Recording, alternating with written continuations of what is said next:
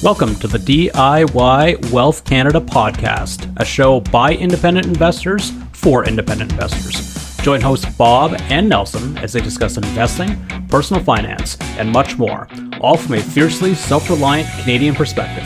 As a reminder, nothing you're about to hear is investment advice. Thanks for listening and enjoy the show. Hey everybody, welcome back to another episode of DIY Wealth Canada podcast. I'm Bob, along with me is my co-host Nelson. Today I think we have a fun one to talk about, to discuss. So today we're going to focus in on how much money do you need to retire, right? And there's been lots of talks about it, and really we want to focus on the idea or question, can you comfortably retire with $1 million? Now, if you know anything about FIRE or financial independence, retire early, you'll probably be pretty familiar with the 4% withdrawal rule, right? So the idea is if your expense every year is $40,000, divide that number by 4%, that's $1 million, right? Or you could do it reverse, multiply by 25. That gives you your so-called retirement money. The reason why we want to get into this is because there's been a lot of crazy numbers thrown around on the internet. Some people think they can retire until they have $10 million saved or $20 million saved. And let's be honest, that's not achievable for most people. So the question is really, how much do you need? Like, is $1 million enough? I know growing up, $1 million has always been like that magical number. I mean, just thinking about the Bare Naked Ladies, they have that song, right? So $1 million seemed to be the goal back in the days, but is it enough today in today's world? So let's explore that a little bit. Nelson, are you excited about today's episode? I am definitely excited about this episode. I'm excited about every episode because I'm a bit of a loser that way.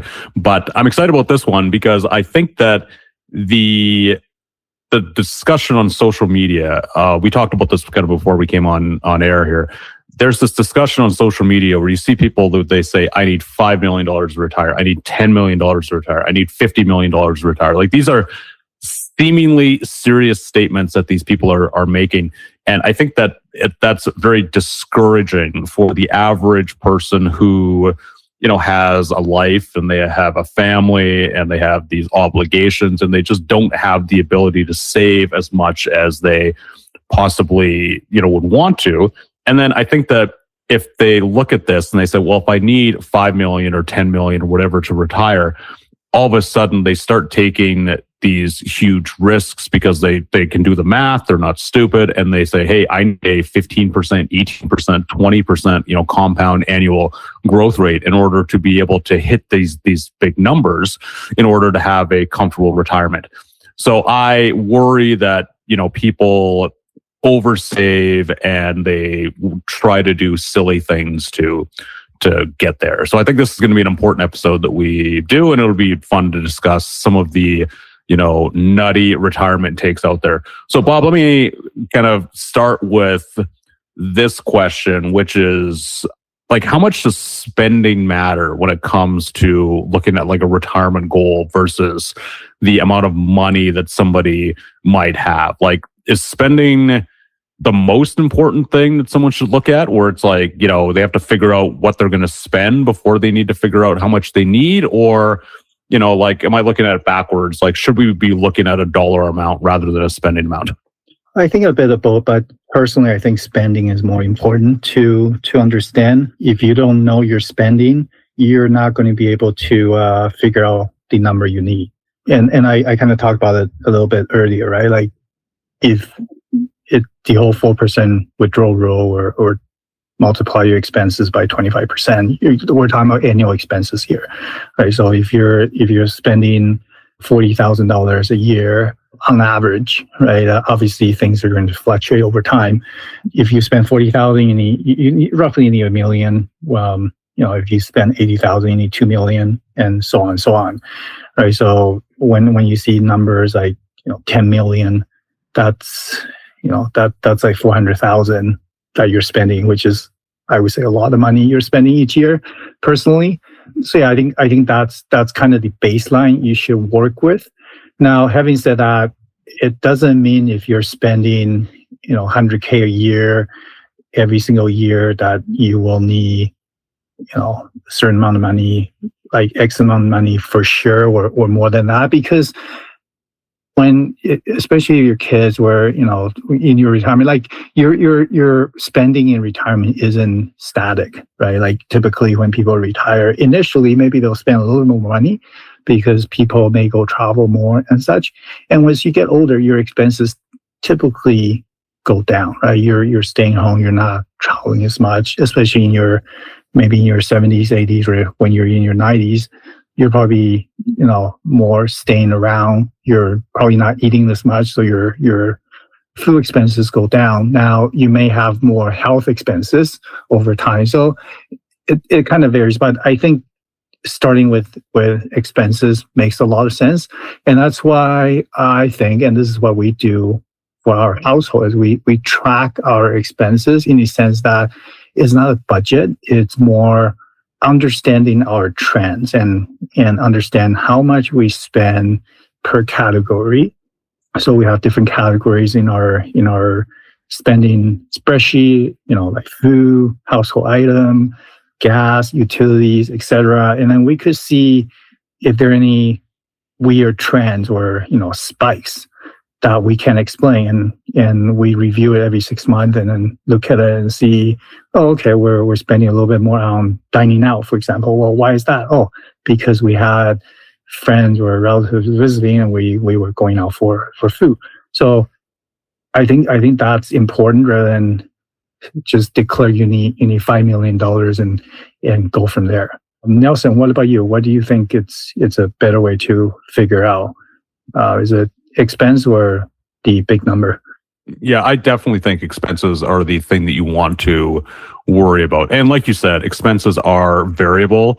There are plenty of things you can do to, either cut down expenses if you need to, like you can not travel, et cetera. And there's plenty of things that, you can add on to retirement that will increase your expenses.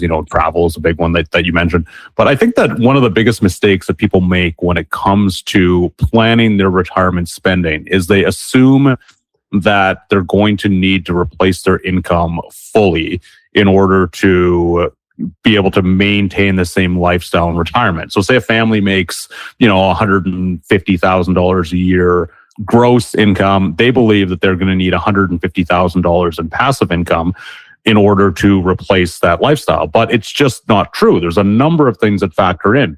One is that typically capital gains or dividends, whichever one that you choose to sort of fund your retirement, are taxed at a significantly lower rate than employment income. And this is especially true if you don't have any more employment income. The second thing is that when you're going to work every day, there are certain expenses that you need in order to get to work. You need to buy clothes for work. You need to have a vehicle and you need to fill that vehicle up with gas or, electric or however you power your car. There's work lunches that you have to go to, you have to pay money to. And, all of these things do add up over time. And it's something that, like you spend money on that you will not have to spend money on once you're retired. And the third thing is that the $150,000 that you make, a significant portion of that is going towards saving for retirement. You don't need to do that anymore if you're retired. You spend all of your, passive income, most of your passive income, whatever. But the point is that at that point, you have to stop. You don't have to save for retirement anymore. So these are kind of a bunch of big expenses that people don't really anticipate when it comes to, making that transition. And there are important things to at least realize that, things are going to change financially and not just I don't have a paycheck anymore. So it's just a different kind of way of looking at it. Bob, earlier I talked about the kind of these nutty takes on social media where it's like you need all this money, and we want to highlight Susie Orman because we were kind of laughing at this before the show started. Susie Orman is people of a certain generation will remember Susie Orman from PBS or whatever. She's got a bunch of books out. She's kind of this like one of the original like financial influencers, and she's older now and she's into retirement, but she has some just extremely nutty takes on retirement. So before the show started, I Googled Susie Orman, how much do you need to retire? And the interesting thing here, Bob, is that the number has gone up steadily over time. So at first she was saying $5 million. Now she says you need $10 million or more to retire early, because she says that she's making the assumption that you need to support a parent at $30,000 a month and then live off $100,000 a year. So that would be, the 4% rule, $10 million, $400,000 a year, because you need to spend so much to support a parent that is infirm, let's say. What do you think of that assumption there, Bob? Oh man, then nobody could ever retire. First of all, right? That's a big number to hit.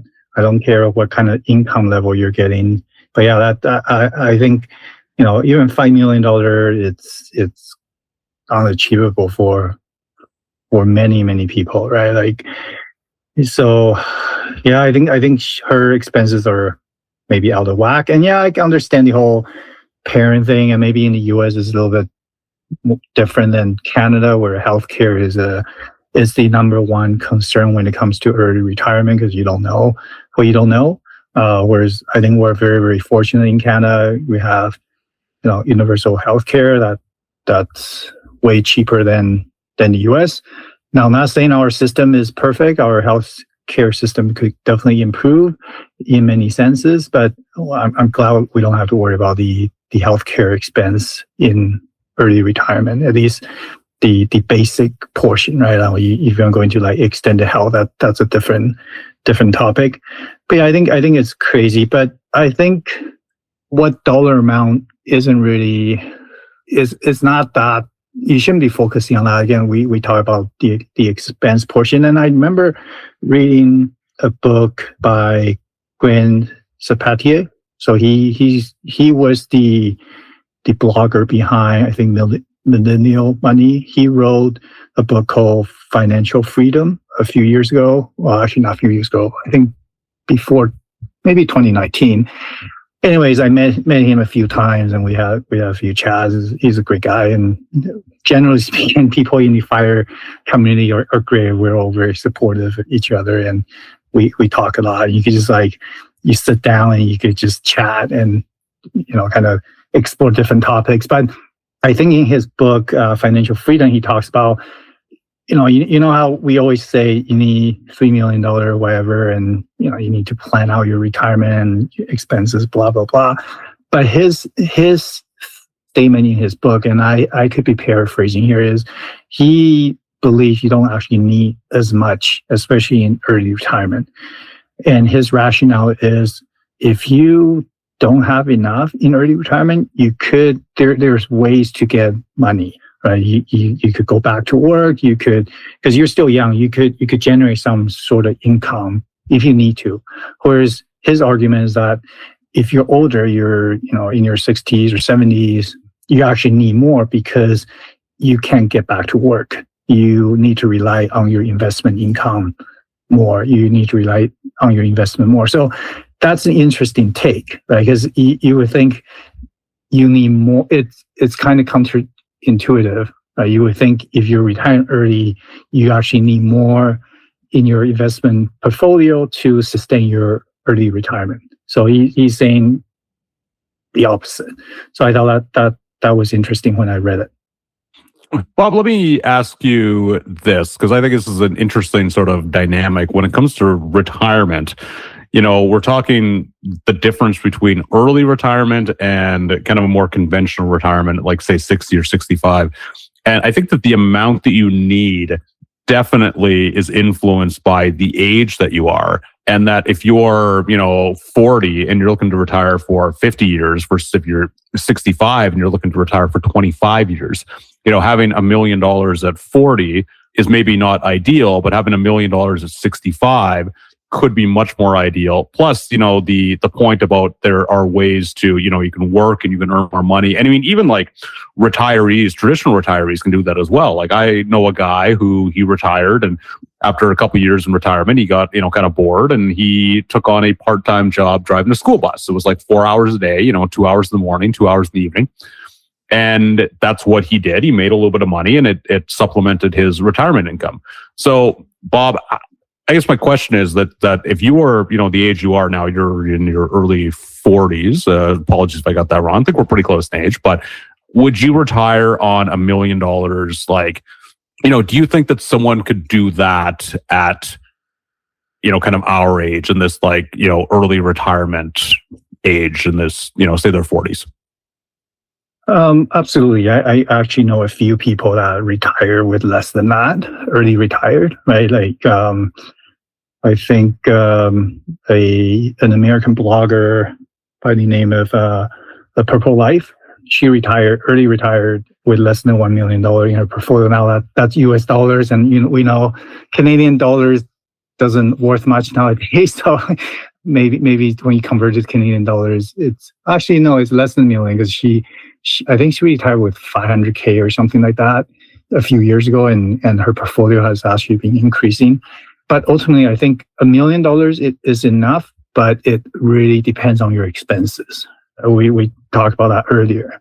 If you could spend less than $40,000, I think $1 million is more than sufficient. So it just depends. If you are just by yourself and your expenses are low, $1 million is enough. If you are with somebody, you have a partner, or you're married but don't have kids, and you've been spending $40,000 or less, I think you could do it.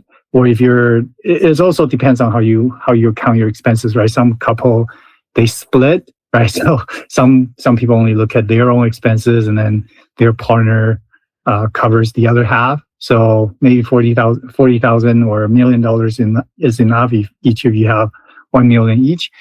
If you have kids, $40,000 or $1 million, or spending $40,000 a year is achievable. I think so, but I don't know. For us, that might be a little bit challenging, especially with kids.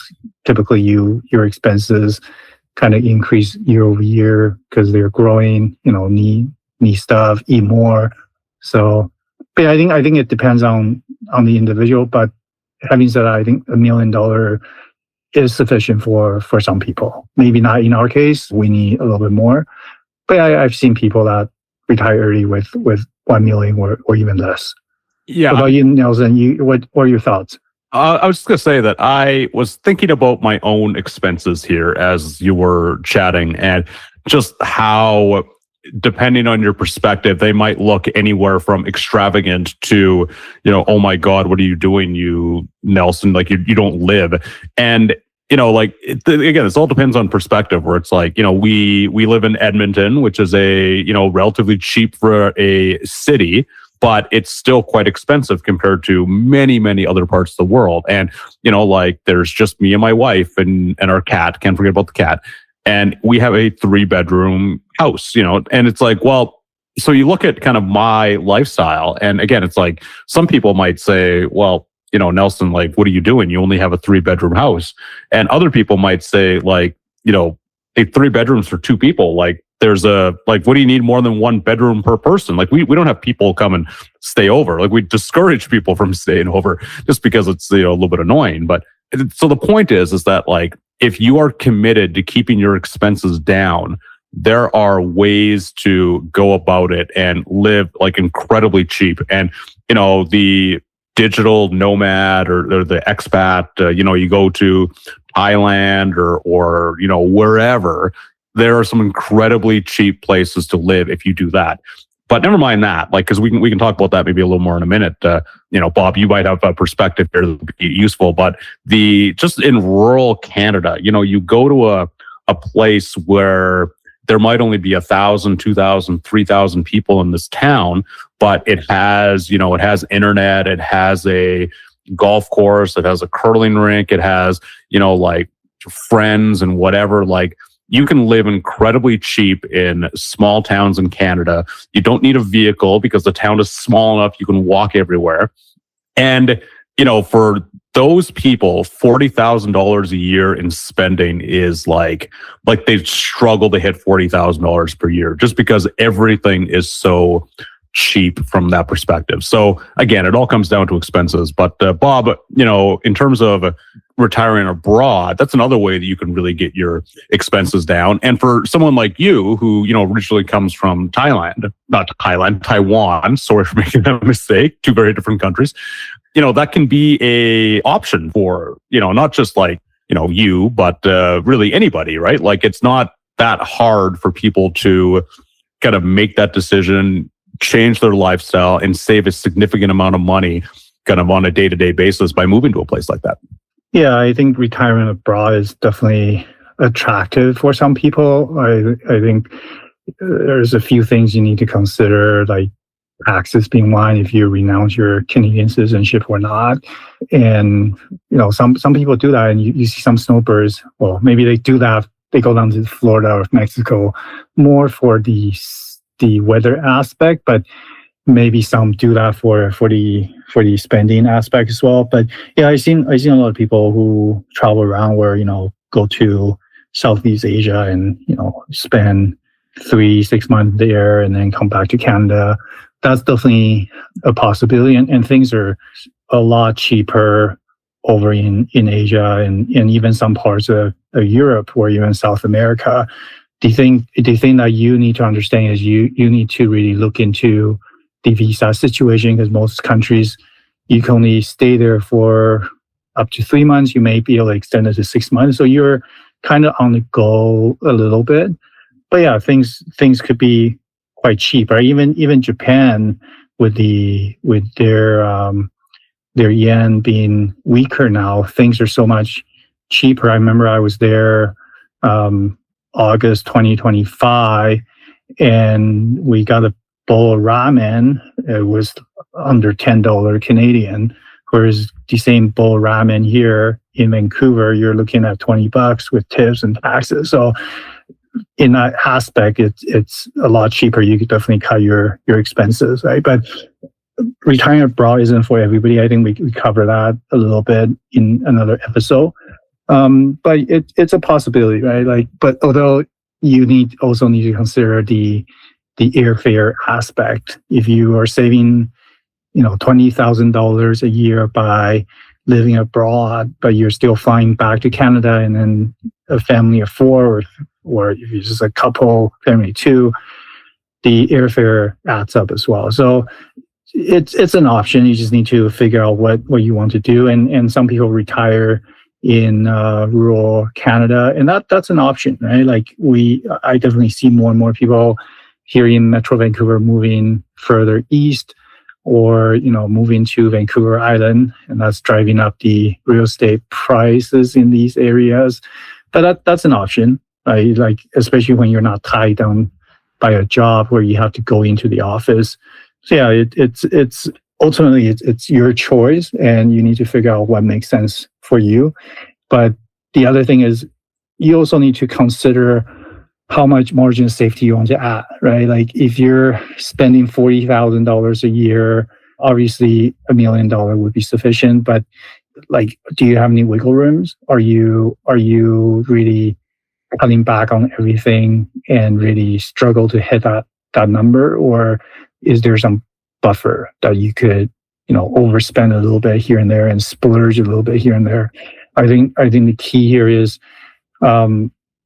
really exercising that spending muscle. I think a lot of people in the FIRE community, or people that are aiming for financial independence and eventually retiree, we tend to be savers, and our mentality is to save until you have no money to save. And unfortunately, when you switch over to retirement, when you're spending and you're utilizing your investment portfolio, you're taking money out from your investment portfolio, it's a tough mentality shifting from saving to spending, right? And I've seen people struggle with it, and that's a mentality you have to get used to, right? Because if you don't shift, at the end of the day, when you're lying on your deathbed, are you going to care about that $10 that you spend, or do you care more about the memory you get from that $10 or whatever amount of money is, right? So again, it's a very personal decision, and it's something that we've been thinking more and more about. And part of that is as your investment portfolio gets bigger or your network gets bigger, inherently there's going to be some inefficiency in your life. You're not going to be caring so much about a dollar spent or $5 spent there. Like if you have $1 million in your portfolio, I would argue $1 isn't really worth your time worrying about, right? If your portfolio, if your net worth is 100,000 or less, yeah, $1 is a pretty significant percentage of your overall wealth. So that's something to really consider. I think I heard something about, what was it now? Yeah, 0.01% of your net worth. If you're spending something that's 0.01% of your net worth, it's not worth worrying about, because it's not going to matter a lot at the end of the day.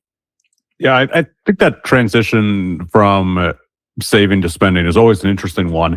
But I think what's, maybe in our topic today, and in terms of the $1 million, what's more interesting is that if somebody has a like this $1 million portfolio, and they're worried that perhaps that won't be enough to last for 30, 40, 50 years, whatever their lifespan is going to be. I think that is another thing that's going to make that transition from saving to spending tougher, because somebody's going to look at this portfolio and they're going to say, man, like I'm not sure that's enough. And the natural inclination, especially as a saver, is going to be, hey, like maybe I need to save a little bit more. Maybe I need to spend a little bit less. Maybe I need to, take another year or two before I, retire, to actually, get that little bit of that safeguard in place. But of course, there are various problems with that as well, where you just kind of, keep extending on. Next thing you know, it's like you've been working for another 5 years, another 10 years, when the market has returned much higher than 4% every year. And so therefore those years were almost like wasted. It's like they turned what was maybe a small chance of running out of money into a, kind of a too much safety there. Because like ultimately, Bob, the 4% rule, it's really very conservative, isn't it? It is, and it's I think the Trinity study it's basically what's the number that would give you quite a bit of confidence in terms of you don't ever run out of money. Now there's obviously some error, and there's some small percentage of that potentially you could run out of money, but yeah, it's just a rule of thumb. It's not like the golden rules, and there are ways to safeguard yourself. And 4% I think is there because it's a nice number to divide into. You don't get some, like if you divide into 3%, it gives you some running never ending numbers typically, right?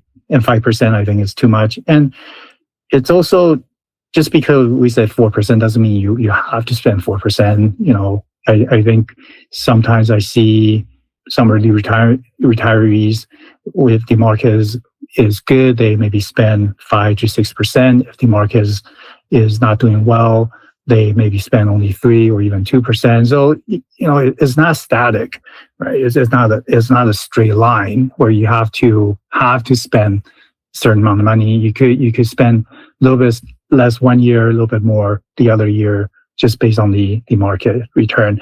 And I think ultimately, I was talking to a coaching client of mine. We were having lunch, and this client listens to this podcast. So hello to this client.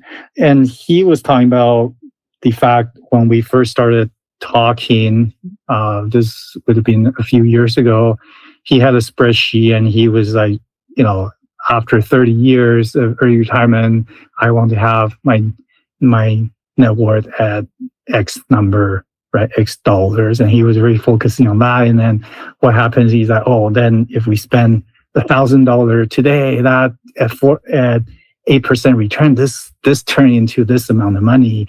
Oh man, I really shouldn't be going traveling. And that was his mentality. But we had lunch recently, and he was like, well, why? His mentality shifted, right? Because he was like, well, why do I care about this number at the end? Like, ultimately, having 50, 100, 500K more when I'm 80 or 90, unless I'm passing it down to my kids, it's not going to matter, because it's all about, what can I do during this early retirement phase, or even in his life, like in terms of memories and experience that they could gain with the investment portfolio they have, right? So again, shifting mentality from savings to spending is a struggle, and it's something that we need to work towards. You can't just be, not willing to spend your money when you have it. And I certainly have struggled with that personally early on during our financial independence journey, right? I would be like, oh, we're not going out for coffee or going out for food. But I've gotten better. I'm not perfect for sure, but it's easier nowadays for me. And it's okay to spend money, just as long as you don't, like some professional athlete where, you hear story about them saying, in terms of some athletes spend $1 million on a weekend, and you're just like, oh man, that's not going to last you. Doesn't matter how much wealth you have, it's not going to last, right? So it's all about balance in your life, and figure out what works for you, and what works for you may not work for me. So it's a very personal thing, and that's, unfortunately, it gets really heated and on Twitter and X when you discuss this kind of stuff, because people take sides and they don't want to meet in the middle. And I think we need to have educated discussions and help people understand this is an important progression during your financial journey. Yeah, I think too that one of the things we have to remember is that if you do have $1 million to retire on, and we're going to include like total net worth here, you're still further ahead than the median Canadian. Like, I think it's the kind of the typical person when they retire has about $250,000 worth of assets when they retire. And a lot of that is in home equity. So whether they, have a paid off house, or whether they still owe a little bit on it or whatever, like the ability to retire on $1 million is like, a lot of people would just dream of being in that scenario. They just haven't, like life gets in the way, and they just haven't saved as much as they would like to. So just like kind of a reminder to everyone that, as much as social media might tell you that $1 million isn't a lot of money, I find that a lot of the people, isn't a lot of money, actually don't have $1 million.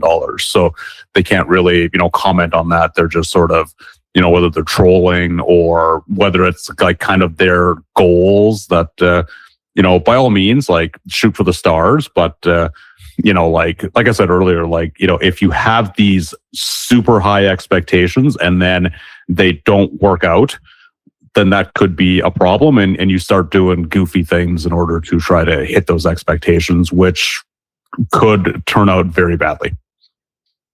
Yeah, and I think $1 million is a very, very big financial milestone. And if you hit that, you should celebrate. Right? Like I think one thing that we're terrible at in this community is celebrate your successes, right? Small successes, big successes. If you are starting young and you're saving up and you hit 100K, I would tell you for sure, the first 100K is so difficult. It takes a very long time to hit. If you do hit that, like have a little celebration, by yourself or with your friends. Don't go crazy, but just have a little celebration. It's like, hey, yeah, I hit my 100K. Similarly, if you hit your $1 million, like have a little bit of celebration, right? Like celebrate your successes. I think we don't do enough of that. Right? And you will be surprised once your portfolio gets larger and larger, how quickly things start to accumulate. The whole snowball effect is real, guys and ladies. It gets bigger and bigger. It's crazy, and even like like our portfolio is relatively sizable now, and like the amount of the number it changes, it just sometimes it boggles my mind. I'm sure Nelson, it's the same for you as well. For sure. Like I look at like I've been very clear that a lot of my portfolio is in very boring assets, banks, insurance companies, consumer staples, just really boring stuff like that. And when the market moves in a day, whether it's up or down, it's just like, you work out, like your hourly salary or whatever. And it's like the moves on the market, a volatile day on the market, I will be up or down, many multiples of my kind of monthly net salary, now that I'm back at work again.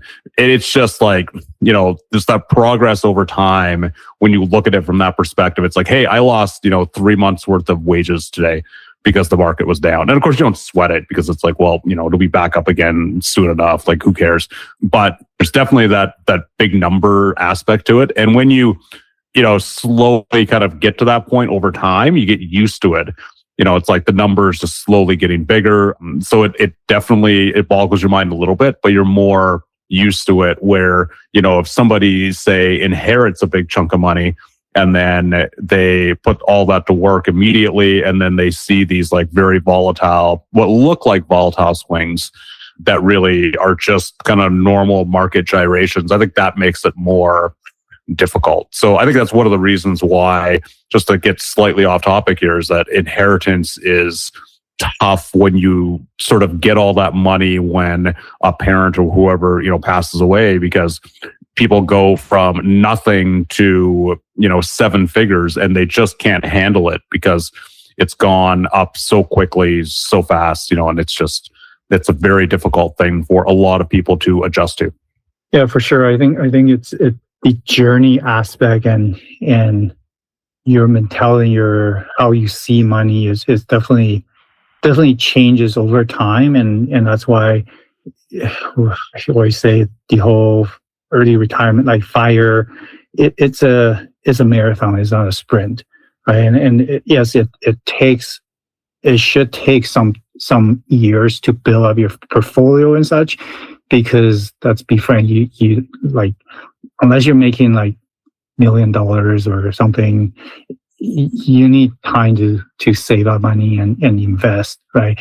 But part of that, Nelson, you just mentioned, it's not about not just the investment side, but it's also your psyche, how you see money, and that will change over time. And that's why, like, a lot of people that won lottery end up like broke after a few years, because it's like all of a sudden you get that big chunk of money, your like psyche wise and in your, like, you're just not ready mentality wise, right? So that's something to really focus while you're on this journey. Yeah, I agree. Okay, so we're getting close to time here, so let's just kind of pivot back to the original question here.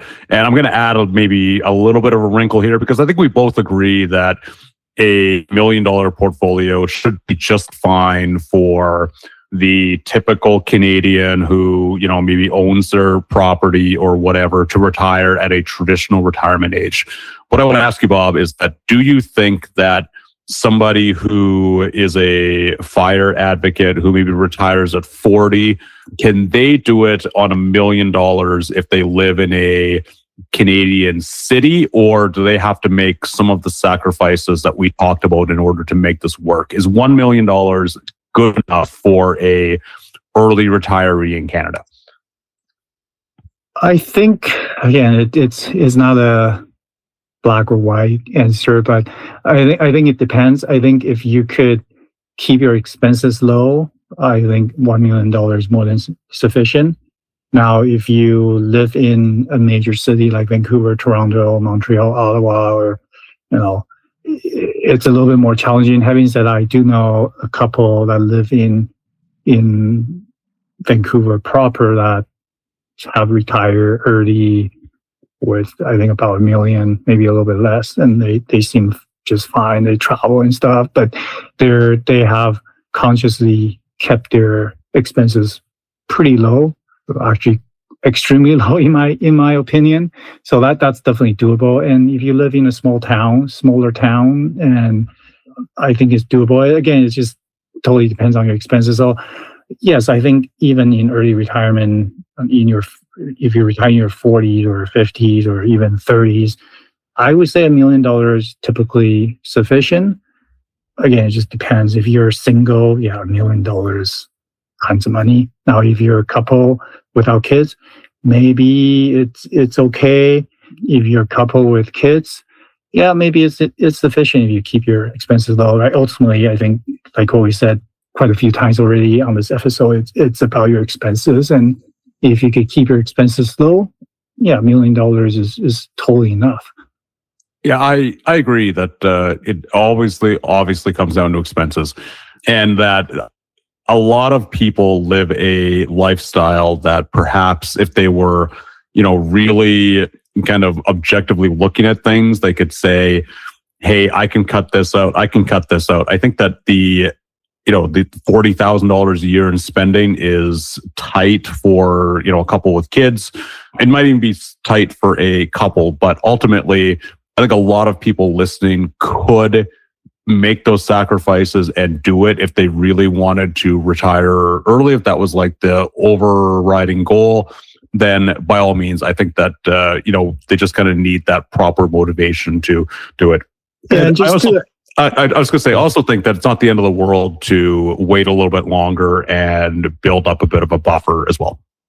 Yeah, and just to add, like when you're spending is only $40,000 a year or less, you're used to that lifestyle, I would say, and like your definition of luxury isn't the same as somebody who spends $200K a year, right? Like for you, if you're spending under $40K a year, your luxury, maybe you go out for food, that's a luxury for you, whereas people that spend $200-250 a year, luxury means like an international overseas trip where they're flying business.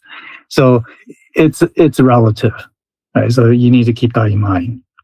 That's exactly it. One person's sacrifice is not the same as someone else's sacrifice. And ultimately, it's like if you eat at home rather than going out, a lot of people would enjoy that more anyway, or maybe they're used to it or whatever. But okay, Bob, I think we're at time, so I'm going to wrap it up here. Interesting discussion, as always. Let us know in the comments kind of what you think, if you can retire on $1 million or not. We're curious to hear what you have to say. And Bob, as always, thanks for joining me. Everyone else, thanks for joining us. We appreciate it. Thanks for listening, and we'll talk to you again next week. If you enjoyed the show, make sure you subscribe to never miss another episode. For more from Bob, visit his site at tawcan.com. That's TAWCAN, all one word. Nelson can be found at CanadianDividendInvesting.com. They're both on Twitter as well. Just search for Tawcan or CDI Newsletter. Thanks. See you next time.